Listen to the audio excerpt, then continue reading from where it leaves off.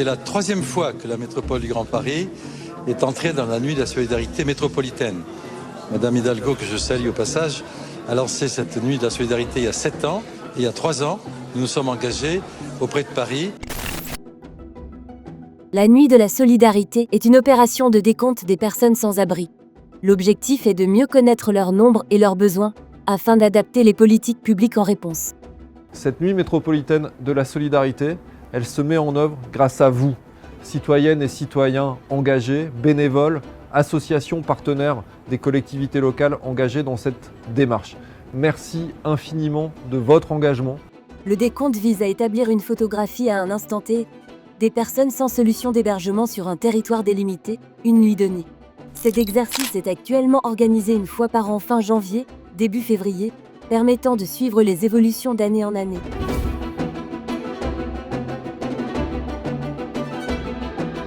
Organisé depuis 2018 par la ville de Paris, un vœu a été adopté fin 2020 en Conseil métropolitain afin d'étendre la démarche à l'échelle de la métropole du Grand Paris.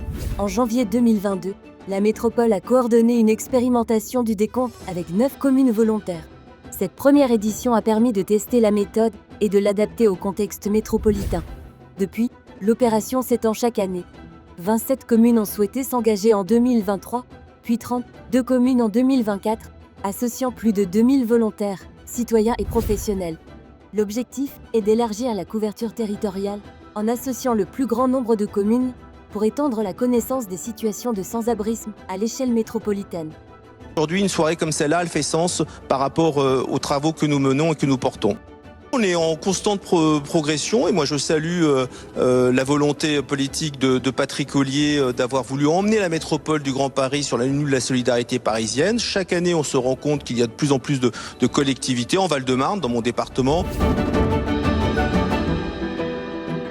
La méthode a été définie en lien avec un comité scientifique réunissant des partenaires institutionnels et associatifs et des universitaires.